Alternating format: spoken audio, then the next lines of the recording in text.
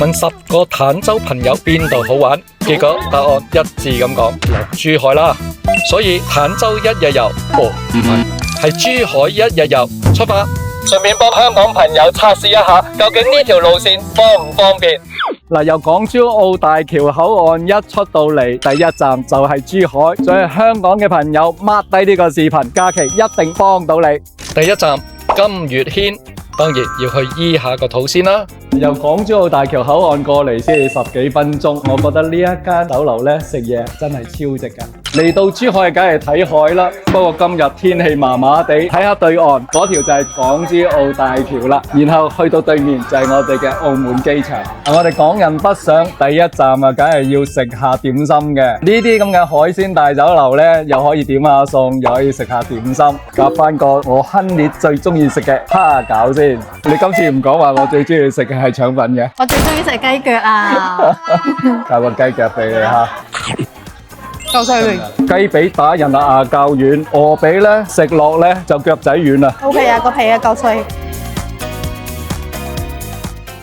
第二站華發商都，食飽係時候嚟消化一下。夏日天時啊熱辣辣，都係商場舒服。中山雖然都有華發商都，但係呢一個華發商都嘅規模真係大好多啊！夏天北上帶小朋友上嚟玩，梗係商場係首選。仲有一樣免費嘅係嘆冷氣。嗱，人多嘅商場真係不一樣，上嚟呢一度諮詢下都要排隊啊！肯定係呢一度咧有個咁嘅諮詢亭，真係好方便啊！呢度餐飲咧，我諗真係有百零間都唔止啊！如果想購物買乜嘢咧，咁就點埋呢一度就可以喺呢度揀，佢會話俾你聽去邊度咯。最近咧咪有套電影叫做《給老公的情書》嘅，想睇咧就喺呢一度咧就可以睇到而家有啲咩電影嘅。哇！呢度仲有唱 K 啊！我有啲朋友咧真係 book K 場唱到2、3點鐘，然後走去食宵夜食通宵，跟住咧第二日朝頭早仲飲埋個早茶，咁就翻香港。咁跟住仲有尋車，我好中意呢個嘅，停車場太大啦，喺呢一度咧你就會揾到自己個車牌喺邊個位置。我覺得呢個系統真係好方便。肯定啊，呢一度都好多香港朋友熟知嘅品牌喎，元氣壽司啊、翠華啊，前面我見過有幾間咧牛肉火鍋啊，香港朋友最中意食牛肉火鍋噶啦。喂，老公，中山幾時有翻呢間咁大嘅商場呢？呢個問題我答唔到你啊，不如問下屏幕前嘅粉絲啦。第三站北山大院，聽講係珠海年輕人都好中意嚟打卡嘅地方，我都要跟上潮流，等我一探究竟先。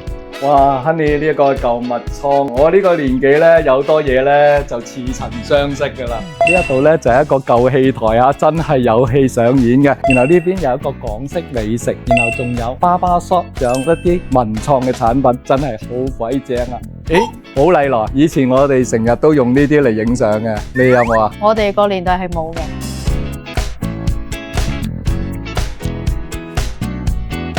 爸爸 shop， 我想剪呢個髮型，唔該。沒問題。我終於知道點解咁多後生仔中意嚟呢度啦，因為佢好有特色，同埋有好多年輕人嘅玩意喺呢一度，即係入到嚟我都覺得我後生咗幾歲嘅。第四站嚟到宇宙嘅中心山姆，相信唔少港人北上都係為咗嚟山姆掃貨。如果揸車過嚟仲方便，一車一車上晒貨，翻到香港可以夠用2、3個星期。今日我哋就唔翻香港，我哋去坦洲朋友屋企過夜，所以今日就唔使買物資啦。係啊，到時去到樓下食嘢或者係叫外賣都好方便。冇錯，最後一站歸家，不過係歸朋友的家。唔使10分鐘就已經到咗，各位香港朋友仲想睇邊度呢？記得留言俾我啦！